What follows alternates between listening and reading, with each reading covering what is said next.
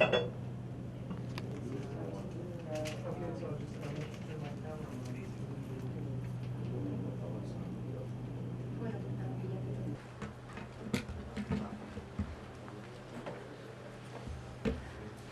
thank you everyone for coming, and may I just remind you that each reporter is allowed only one question. So try to stick to that. Should I start by saying something to all of you? First of all, thank you very much for coming to this briefing.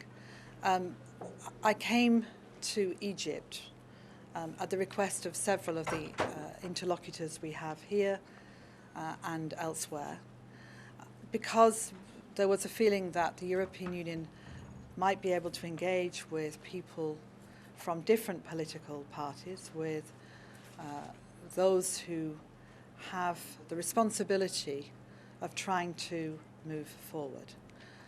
I've met in the course of my time here with a range of different people. Vice President al-Baradei, I met with the Foreign Minister, with the Acting President, with General al-Sisi, with the Noor Party, with the April 6 movement, with the Tamarod, with the FJP. And of course, as you know, I saw Mohamed Morsi last night. So in all of my conversations, we have emphasized a few things. First of all, we are here to help. We are not here to impose. The people of Egypt will determine their own future, and those who are privileged to be in leadership positions have the responsibility to ensure that that happens. But we have some experiences that might be of value, and we can perhaps help to, by having conversations with everyone, to listen and perhaps be able to offer some thoughts. That includes, as you think about elections, that we've already said we will be very happy to observe elections in the future and to help with that process. And we recognise that the importance of what is going to happen in terms of the Constitution and people engaging with that. I will be talking later this morning with Mohamed al-Baradei again, and I will of course stand ready to come back to Egypt if I can be of further service. Thank you. Thank you. Thank you, Mr.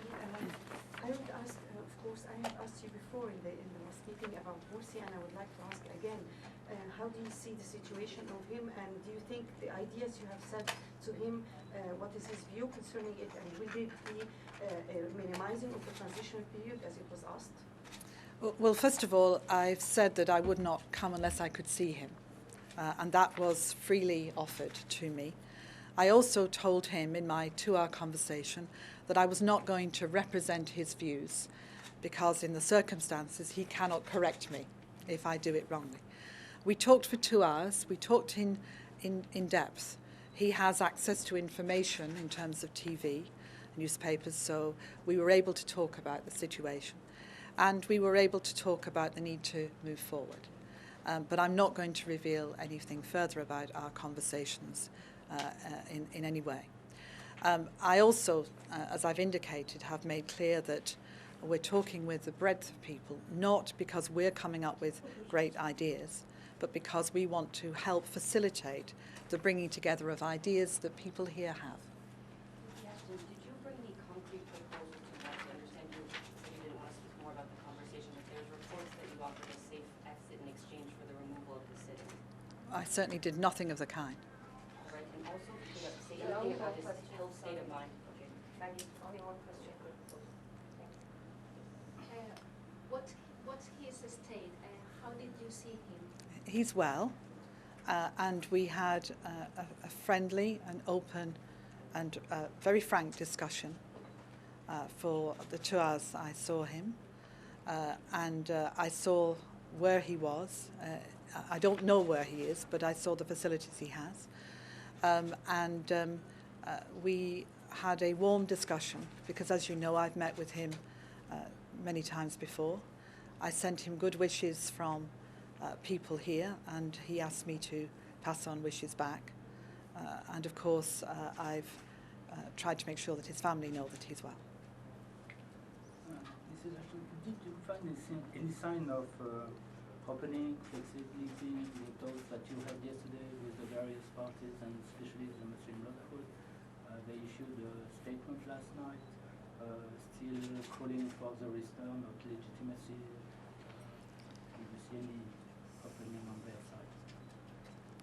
I think all of the people that I've been talking with are absolutely aware that this great country has to move forward and has to do so in an inclusive way. And I've urged everyone to think very carefully about how you include everybody in the process, because it's of enormous importance that what I call building deep democracy continues. Civilian government going forward, elections, if that is what is decided, everyone participating, and building the institutions that will ensure a deeper democracy for the country for the future. And that means having to think about the different positions, different starting points that understandably people have. Yes, of course, no. After you met President ex-President Morsi, what's your message to his supporters that are in the streets now? And the second point, do you think that the situation in Egypt nowadays is threatening the peace and international global security, or not yet? They are not yet. I don't want to talk about the idea that what's happening here is somehow or somehow could be solved in any other way than by the people themselves being able to move forward together.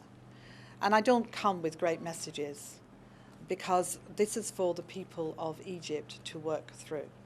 I came because we have relationships with many different groups with whom we can perhaps sit and talk and listen to the elements of how they see a possibility of going forward. And to be able to urge on behalf of all the member states of the European Union and the international community finding a way through. It really matters that there is a strong future for the country, politically and economically. And that's what needs to happen. So in all of the work that I'm doing and the work that we will carry on doing over these coming days, if it's of value, it's of value because it's about trying to help find elements to build some confidence and to be able to go forward. Ms. Ashton, do you feel after meeting Mr. ex-President Mohamed Morsi that he has any inclination to accept the situation after 30 June decisions? Has any inclination to accept the 30 June decisions? I'm not going to put words in his mouth.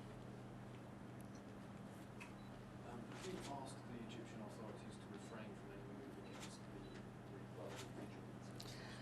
What we've said to everyone is that you need to find a calm resolution to the situation on the ground. That we've been talking to everyone about the squares and what's happening there. You know, we've made it clear that there is no place for violence in this, and that peaceful demonstration is important, but also ensuring that that is done in a proper way, and that the authorities have a huge responsibility to make sure that happens, as they do in every other nation. Did you ask the supporters of the Muslim Brotherhood in your talks with them to end the sit-in or to get off the streets? I'm not here to ask people to do things. I'm here to find out where the common ground might be, the confidence building measures could be that can help everybody move forward. I don't come here to say somebody should do this, somebody should do that. This is your country, this is the Egyptian people's country, and they must decide together how to go forward. But what we know is that sometimes if you're able to have conversations and able to find elements of that, you can perhaps offer a little bit of help, and that's all we're here to do. But I cannot emphasize enough, the solutions are for the Egyptian people. The solutions must be found by those who are in a position to be able to lead from the different aspects of the political spectrum. That's really, really important. Thank you. Thank you. Thanks very much. Thank you. Let's move to the What TV. was that happening there? That's a late reporter who's supposed to be here at 11. He's APing. His camera is already here, but we cannot allow No, him to. okay, that's fine. Thank you. Do you have certain ideas? We hope. Thank you.